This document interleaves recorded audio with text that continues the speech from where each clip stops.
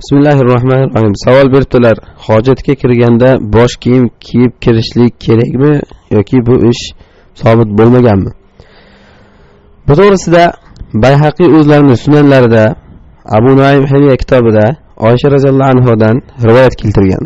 Oysha onamiz aytgan ekanlarki, kana nabiy sallallohu alayhi va sallam idza dakhala al-khala'a ghatta ra'sahu va idza ata ahlihi ghatta ra'sahu. Saduhu da'if. Payg'ambar sallallohu alayhi vasallam hojatga kirsalar boshlarini berkitar ekanlar. Agar ahlilariga kelsalar ham, ya'ni jimoga boshlarini berkitar ekanlar degan hadis keltirgan, lekin bu hadis daif hadis. Bu hadis zaif hadis. Bunda hech qanday ixtilof yo'q. Yana Bayhaqiy boshqa bir Habib ibn Salihdan hadis rivoyat qilgan.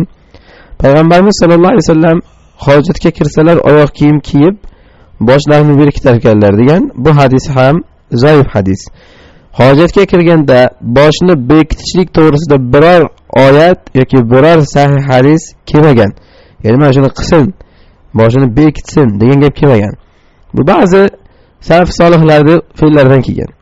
Masalan, Abu Bakr radhiyallohu anhu dan rivoyat qilingan.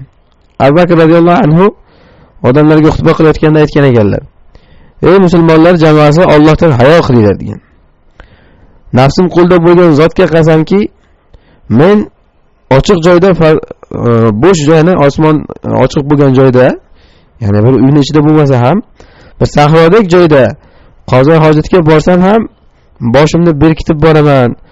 Tepamda Robbim qarab turganligidan uyalaman degan ekanlar. Mana bu Abu Bakr radhiyallohu anhudan kelgan asar. Bu hadis emas, oyat emas, shunchaki Abu Bakr o'zi Allohdan hayo qilish shu darajada bo'lish kerakligini aytayapti. Buni Qur'onga yoki hadisga nisbatan berayotganligi yo'q. Shundan olib ba'zi ulamolar boshni berkitgan yaxshi degan, inson qazo hojat qilayotgan paytida, lekin takror aytamiz, bu to'g'risida biror hadis, biror Qur'on sobit emas.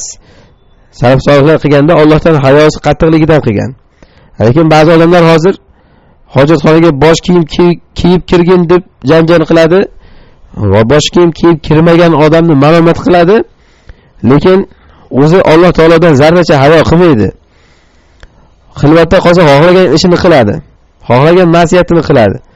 Bunaqa odamlar u boshni berkitishlik emas, o'zini ma'siyatidan Allohdan berkinishligi kerak. Ya'ni Alloh taolodan ma'siyatidan berkinishligi kerak, berkina olsa. Allohning ma'siyatidan berkina olmaydi.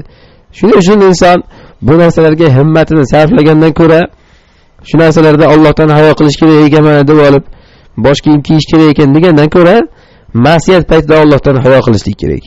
Alloh a'lam.